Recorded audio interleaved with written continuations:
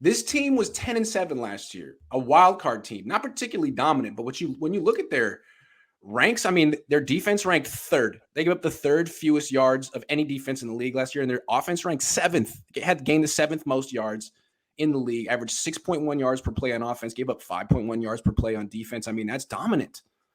It's supposed to be, I mean, with numbers like that, you should be in the Super Bowl or winning it. They didn't. They came close. Now, I want to talk about what you expect for this year. Let's talk about offense. What aspect of the 49ers offense do you expect to improve the most from last year? There's kind of plenty of ways you can really go with it, but I think I'm going to hedge most of my bets on, just the deep threat, actually utilizing more than 5 yards in front of you from the line of scrimmage. It's funny how many times you see Jimmy Garoppolo's yardage. I think there's even a stat up there where Jimmy had, in terms of passing yards, there's a stat out there where I think it's passing yards per throw where it's like the most, but when you actually look at it for air yards, he doesn't have the most. I think that's where we're going to make the huge jump with Lance, whether it's a straight drop back, whether it's the play action boot, which I think they're going to utilize a lot more because where the hell was that last year? I felt like they didn't use it a lot. And that's how you know Jimmy couldn't move at all. Yeah. So I think that's a huge different facet you're now going to see from his bigger chunk plays from the ground aerial game, and maybe even just overall as well. Because if there's a boot play and you have Lance going around a loop running it, he could just take off and just get a chunk play of 15 yards. I mean, you would hope more, but I don't think he's the fastest person to rip off a big gainer like that. But I think that's where you can see it. I like that a lot. I'm going to go with something different, though. I'm going to go with the run game.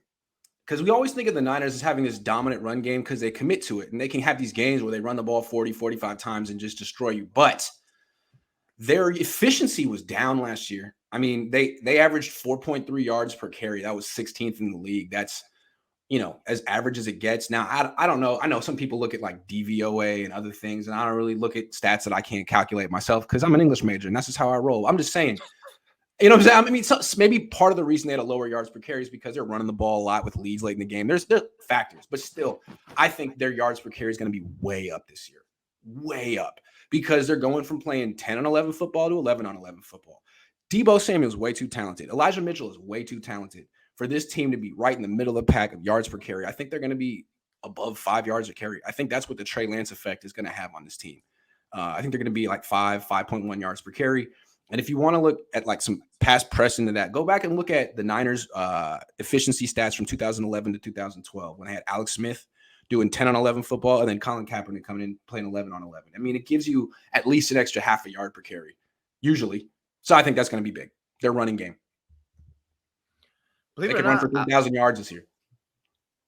Yeah, I think I should save it for the next point because I got to push back for what you're saying. Okay, we'll go to the next point right now. Real quick, Ben Meyerson says, I thought this regime had no leaks. Yeah, until this year, right?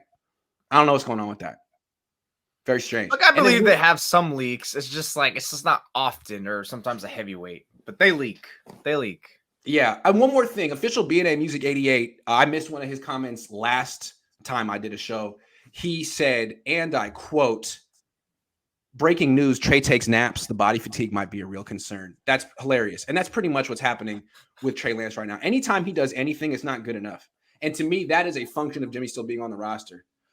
As long as Jimmy's here, even from Trey's own front office, nothing he does is going to be good enough until he wins a Super Bowl. Until they really go all in. Because as long as Jimmy's here, it's Hedge City. Hedge Central.